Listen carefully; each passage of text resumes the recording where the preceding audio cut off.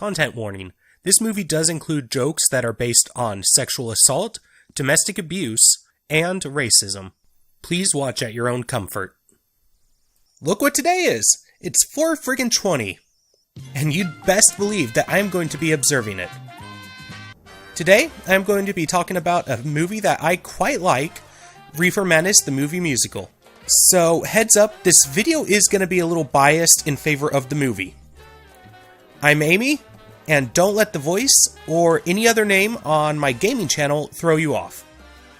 But before we talk about the movie, we need to go over some history. In the 1930s, America was in a moral panic over cannabis use, having been stoked in thanks to racial fear-mongering. The two biggest names in this fear-mongering was Harry J. Anslinger and newspaper mogul William Randolph Hearst. In 1936, a movie entitled Tell Your Children was made by a church group to warn of the dangers of marijuana, spelt with an H. The film was purchased by Dwayne Esper and was shown under the title Reefer Madness as an exploitation film. In the 1970s, the film became a cult classic for its over-the-top portrayal of cannabis use. In 1998, Dan Studney and Kevin Murphy opened a musical based on the movie in LA with Kristen Campbell in the lead role. The show opened off-Broadway, New York in September of 2001 and closed shortly thereafter. In 2005, the musical was made into a movie to premiere on Showtime and was directed by Andy Fickman, the director of Paul Blart Mall Cop 2. Though those are the broad strokes, we are now caught up. I may one day wish to go more in depth on Anslinger and Hearst. The film opens with John Kassir, best known for voicing the cause of every 90 kid's nightmare, the Crypt Keeper. He then goes into his signature laugh, likely the reason he was cast in this film.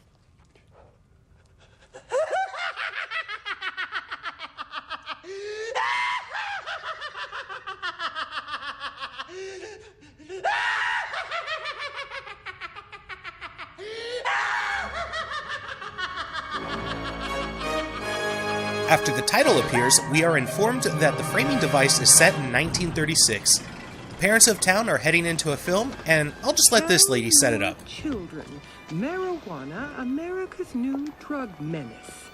A trained medical technician will be in attendance as certain scenes may cause undue excitement in the faint of heart.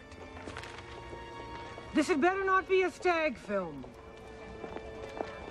If that ain't love, then I don't know what love is.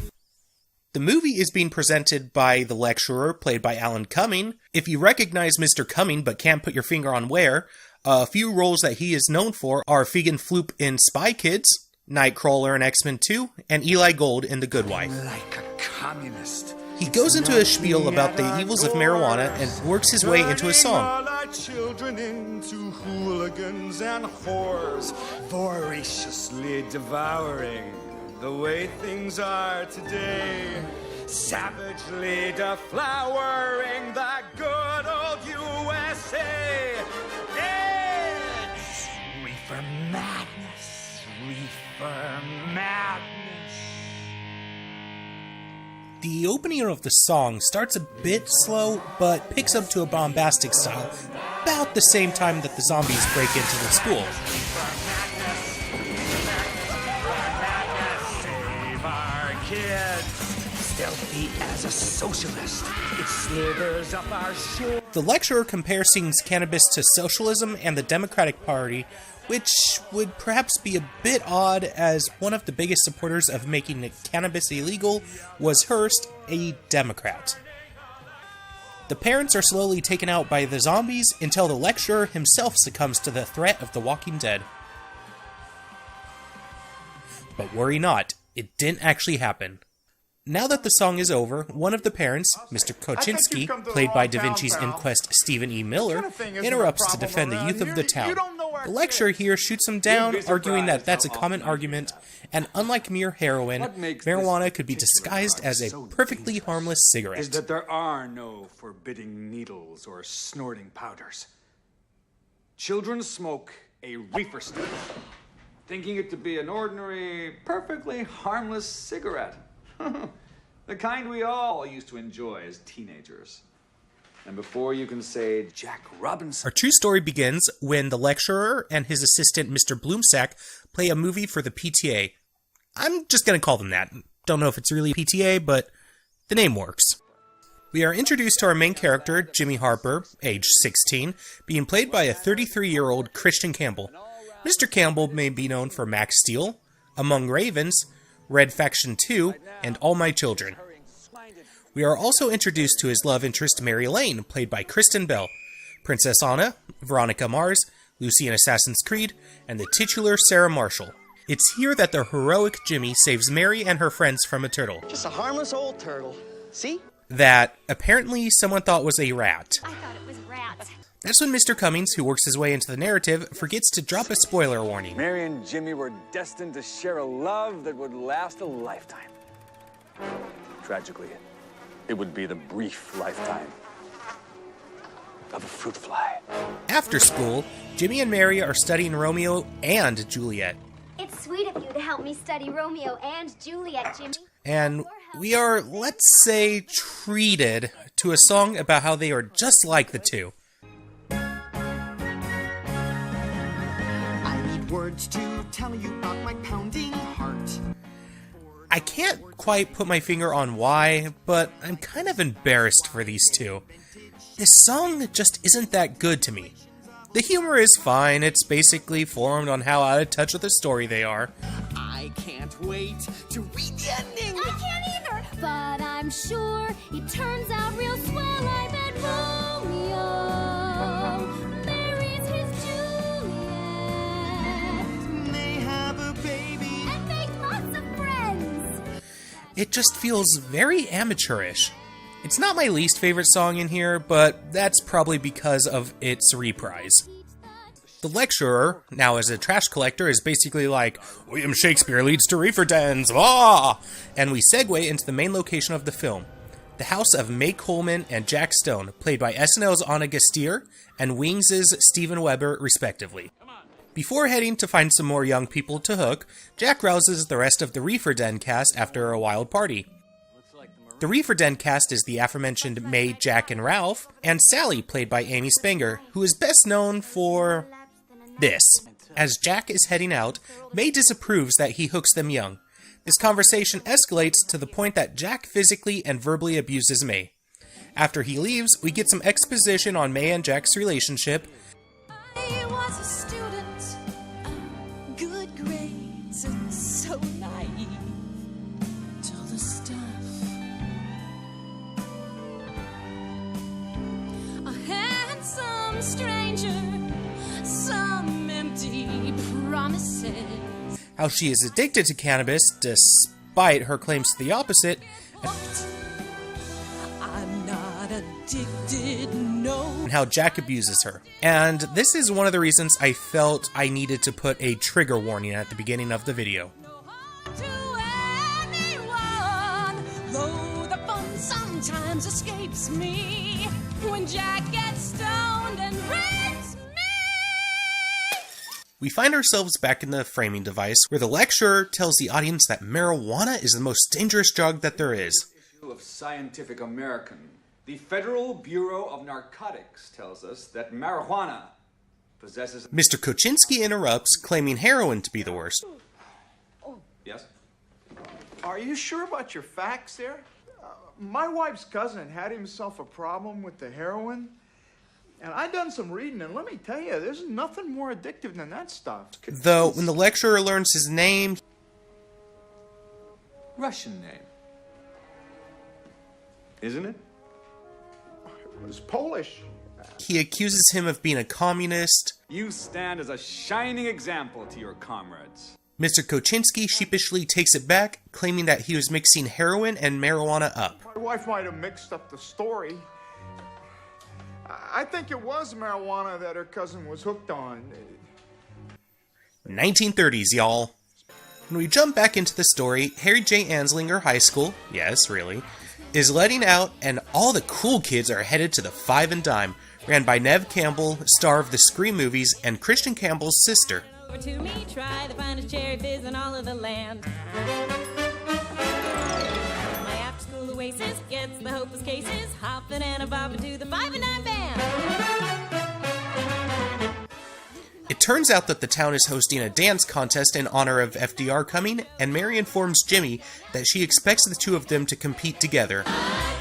Mary, I got something to ask you. Jimmy, did you hear the announcement at school today? Next week, President Roosevelt is coming to town. But the important thing is there's going to be a big dance contest in his honor, and I want you to be my partner. But Jimmy doesn't know how to dance, much to his chagrin. What's the wait, Nate? I got 2 left feet and they're on backwards. If Mary sees me dancing, I'll lose her. Jack introduces himself and tries to leave with Jimmy, but Jimmy is dead set on learning to dance. Unfortunately for Jimmy, Jack's got some moves.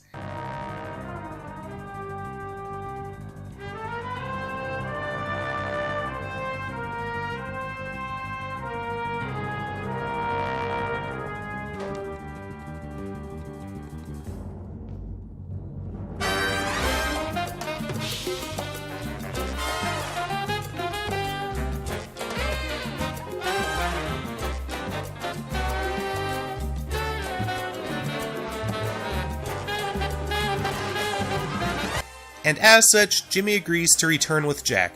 We are then, let's once again say, treated to some stuff quite similar to the racism that made cannabis illegal in the first place. Do your children enjoy jazz music?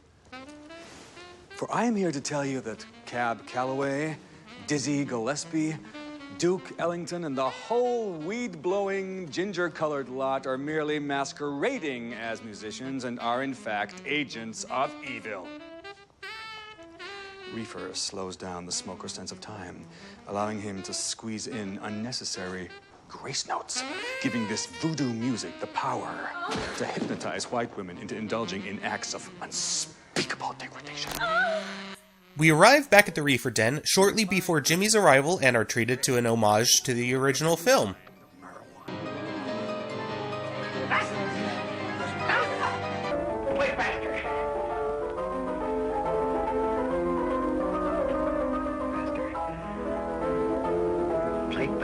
Jimmy is then introduced to the den denizens.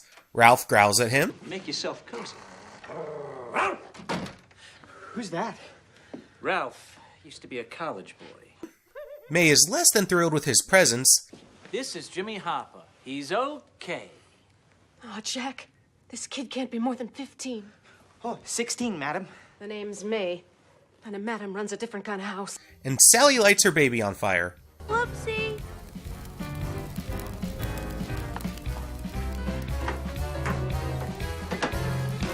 Her character is basically that she's a klutz. While Jimmy's in the kitchen, May and Jack discuss Jimmy's presence, which leads to blows. Jimmy, being the Boy Scout that he is, rushes to May's aid when he hears her crash into a glass table.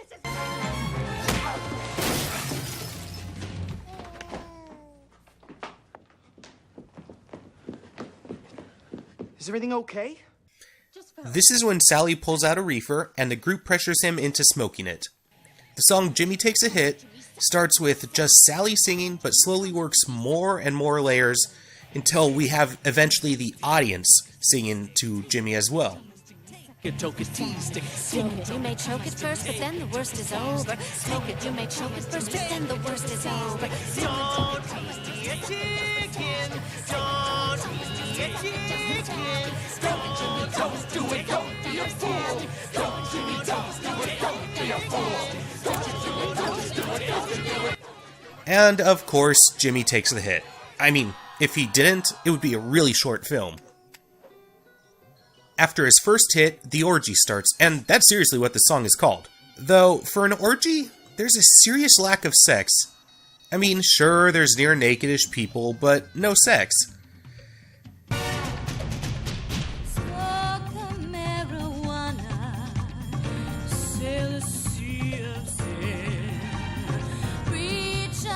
At first, Jimmy seems apprehensive about joining into the festivities,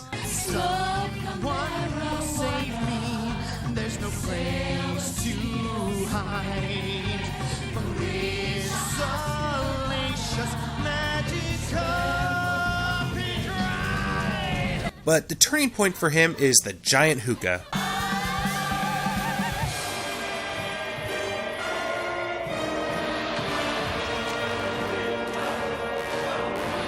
While he's preoccupied with his hookah, the dancers call upon Moloch, and though Moloch is traditionally depicted as a centaur, he is a satyr played by Alan Cummings.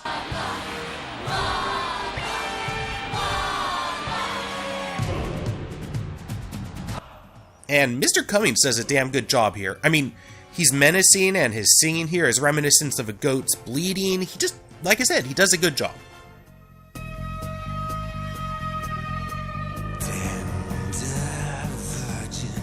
Fresh as morning dew. I've been eagerly expecting you.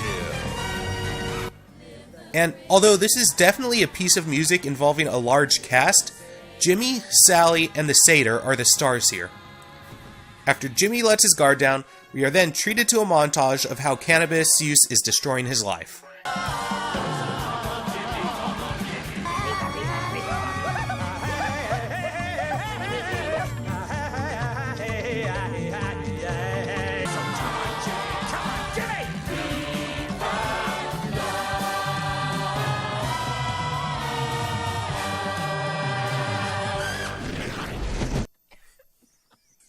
We then cut to Jimmy smoking out of a turtle shell in some mysterious shed we have never seen, nor will we see again. Mary comes by as she is feeling neglected due to Jimmy's new attitude. He hasn't even tried to kiss her. You haven't even tried to kiss me in almost a week. That was your tongue! This scene is pretty short and just sets up that Mary has noticed there is something wrong with Jimmy. We transition to Mary at a church singing about how Jimmy has changed and that church is now boring without him. Yahweh was mad and did plenty of smiting. I reached for your hand like I always do, but beside me was just an empty wooden pew. I have to say that this is probably my least favorite song in the film. It just falls flat. The Five and Dime is also craptastic, but Jack and Miss Poppy's dance makes up for it. And the song falling flat has nothing to do with K-Bell's performance. There's only so much one can do with the source material. Jimmy, come back and fill my lonely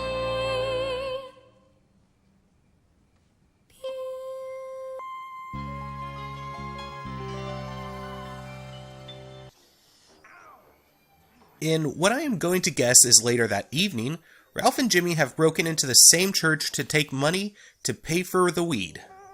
When Jimmy attempts to break into the tithe offering box, the crucifix comes alive and Jimmy finds himself in heaven, which is really just a lounge with Joan of Arc and Jesus as the leading acts. Joan is played by Christine Lakin, who is the voice of Joyce Kinney in Family Guy, and played Alicia Lambert in Step by Step. Jesus is played by Robert Torti, who was Kurt in the Zack and Cody shows. Jimmy has been transported to heaven in order for Jesus to convince him to stop smoking cannabis. I floated down from heaven when I heard a lamb had strayed. Look at you here, your brain has turned to marmalade. I'm here to help you, including threats of hell, sulfur pools, and, well, despite the fact that the devil gives Jimmy a purple nurple, Jimmy sides with him. Or maybe he said marijuana is his god? It's a bit confusing. I got a new god now.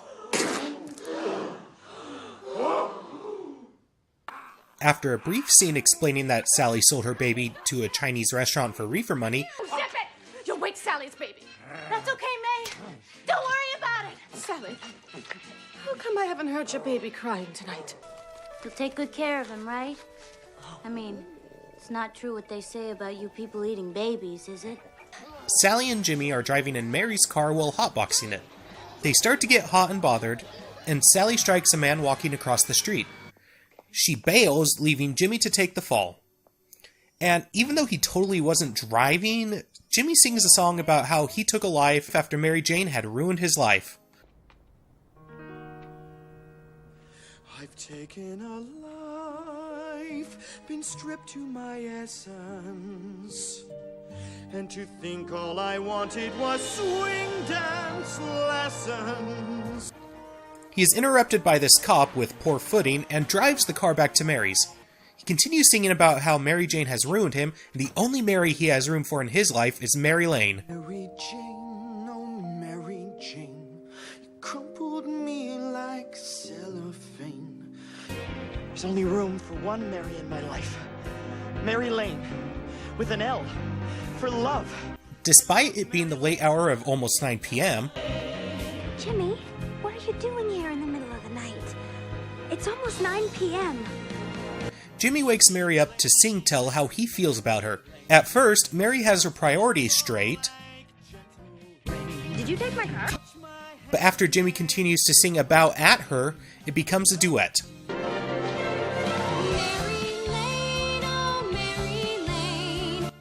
And I don't want it to sound like I have anything against Miss Bell's singing, but I feel that this song suffers a bit at about the same time that she joins in. It's just an unfortunate coincidence. Luckily, from here on out, I feel that all her numbers are pretty top-notch.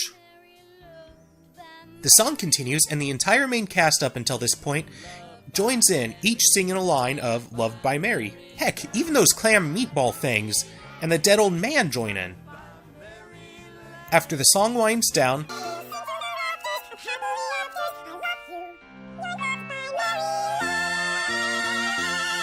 we're back in the classroom, and apparently Mad Eye Moody took a polyjuice potion and replaced the lecturer. Who can name for me the one all-abiding, all-powerful force in the world? The correct answer is, of course, vigilance. Also, I just love how salty Kaczynski here looks.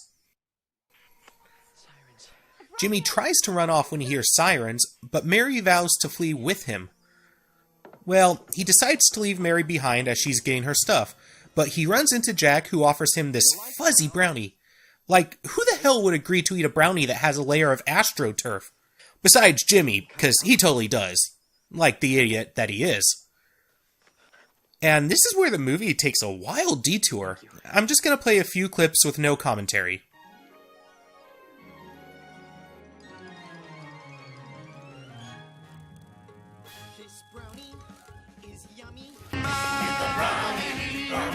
It's sweet, it's chocolatey, it forms a perfect square.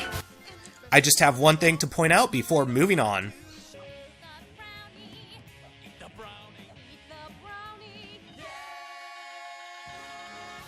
Mary trails Jack, who is bringing Jimmy back to the den, and decides to investigate. Seeing that a lone woman has come to the house, Ralph sends Sally and an oblivious Jimmy upstairs. Ralph lays it on a bit thick with Mary, claiming that this is a frat house and that Jimmy has been invited early. College boys? Why, yes. Yes, he is. We at Phi Beta Cannabis were so taken with Jimmy that we decided to pledge him early.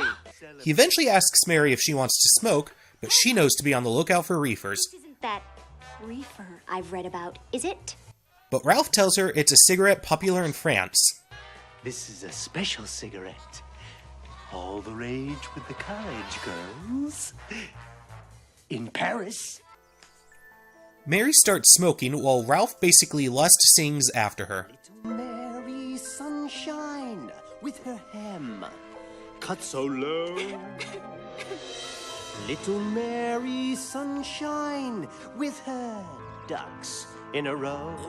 Once the reefer kicks in, she seems to like the idea of what Ralph is selling, but she turns out to be too much for him. And I would just like everyone to remember that this is Princess Anna's other musical role. No shaming, of course, it just amuses me. However, this song is a bit conflicting. The music itself is good, like really good, but the song is basically about, first, what Ralph wants to do with Mary, and then what Mary is going to do to Ralph, despite the clear lack of consent. Can it be cathartic to see a misogynist have his tactics used against him?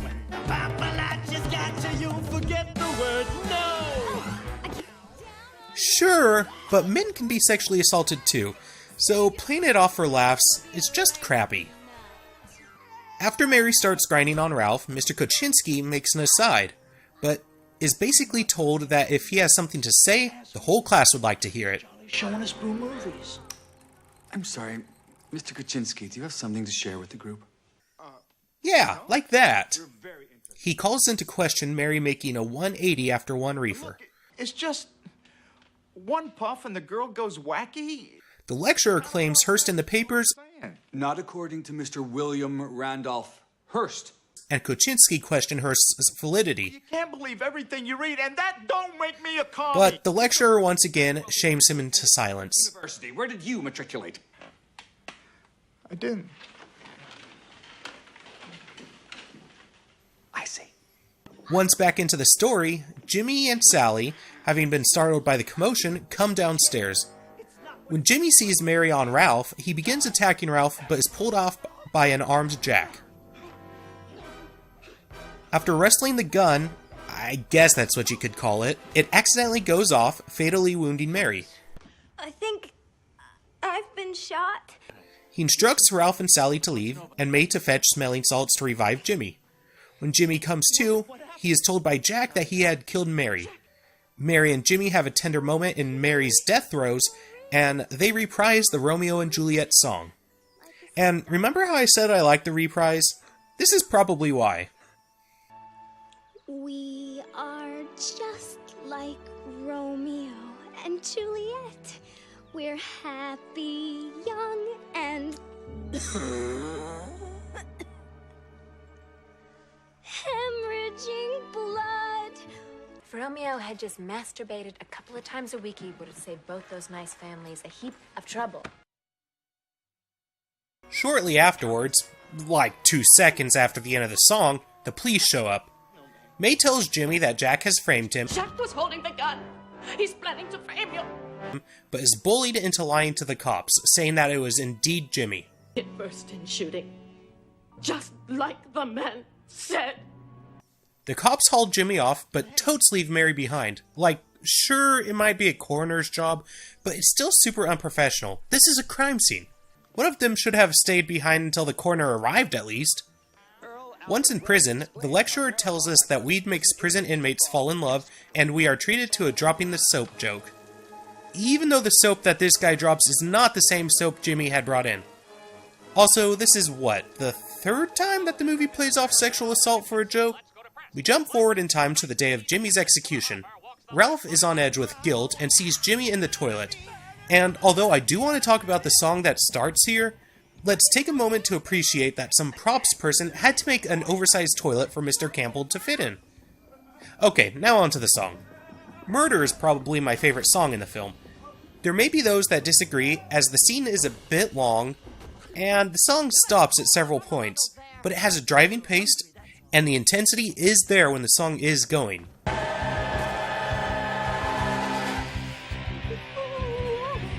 Remember me, Ralph, I'm about to fry. Shut up! When your friends stand idly by. During this number, Ralph is being haunted by the... including but not limited to Mary and a not quite deceased Jimmy. Of course, they're just figments of his imagination. Gee, you don't suppose. May and Jack deduce that this look here, must mean that he's hungry. He hit me! Jack, he got me the munchies real bad. So they leave Ralph and Sally in order to get some food. And despite it being between 3 and 4 a.m., are totally able to find an open Chinese restaurant.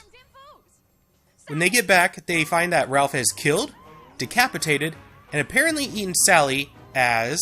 We made him hungry for human flesh. Jack then pulls out his gun to kill Ralph, but he does not go down easy.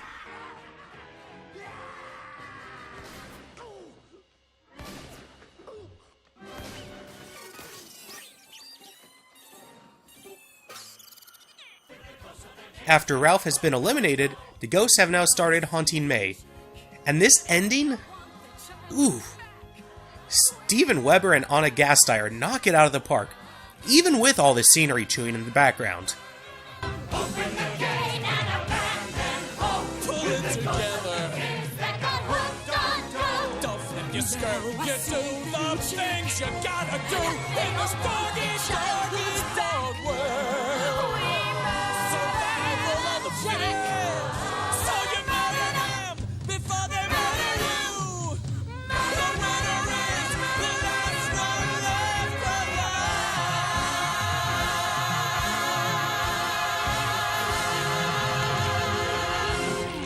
Despite the fact that his 2 best customers have just been killed and one is headed to the electric chair, Jack seems mostly concerned about the food. May laments that she may be evil, but Jack... You're the devil! So long as I'm the #1 guy. May then starts into a reprise of her earlier song, The Stuff, where she vents her guilt with the whole affair. And the song, while not being as good as Murder perhaps, pairs very well with it. Jack attempts to calm her down with a good old reefer, but she refuses it and stomps it out. Jack slaps her, and it seems that this is the breaking point for May. She then raises the hoe that Ralph had brought in previously that night. He pulls his gun on her, but unbeknownst to him, he has depleted all of his bullets. So this is it, Jack. Last night of Ballyhoo for the stone. May proceeds to kill Jack and rips his still beating heart from his chest.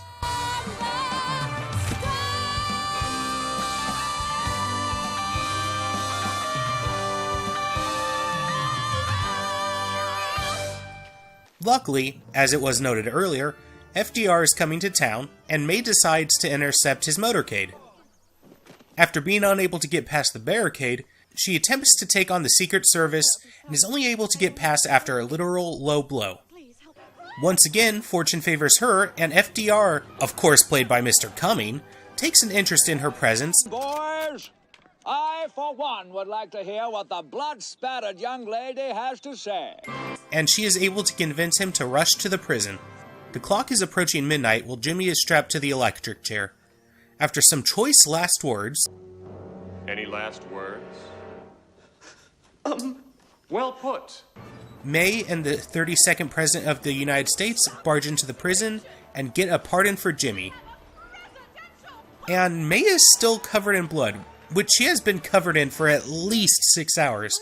Actually, the time passage for the last 24 hours is a bit screwy. May and Jack got back with the food at 4:20 a.m., and despite it seeming like no significant time has passed, it was nearing 6 p.m. when May killed Jack. I can understand it taking some hours to get to the prison, as they are usually outside the cities, but like I said, the passage is screwy. After Jimmy swears to the Commander-in-Chief that he won't touch the Reefer again, we go into the last song.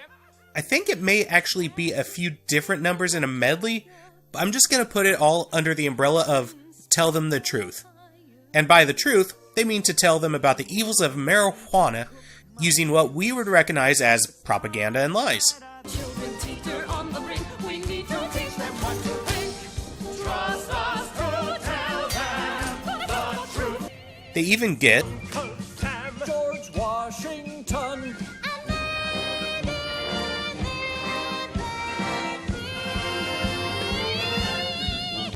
played by Ralph, Jack, and Sally.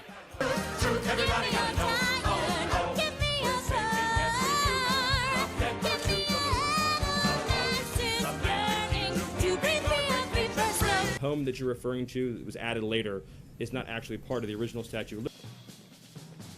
One might think Jimmy's first business after being released would be to visit Mary's grave, if, Jack didn't wood chipper her, or to get a proper meal, but nope, he is on a mission to destroy the weed.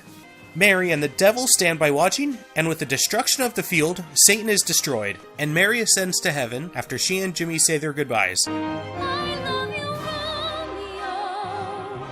Please wait for me, Juliet. One day I'll get cancer or hit by a train. And we'll be reunited in heaven. The good place. Once Jimmy lights the field on fire, the film is over. Well, the film within the film. At the school, the PTA starts marching to the cannabis bonfire, which, let's be honest, would be a fun time. The odd thing is, the bonfire is being attended by all the characters. Framing device, story, alive, dead, they're all here. And the reason I say this still falls under tell them the truth. When danger's near, exploit their fear. The end will justify the means. Is because the concept of the song is still the same. Oh, and apparently FDR is the lecturer. So that was Reefer Madness, the movie musical. Does it hold up after putting it under the microscope? I do find it hard to defend, considering how many times sexual assault is the butt of a joke, but I do still like it. It's fun, the music's good, mostly. I still look at it in fun light.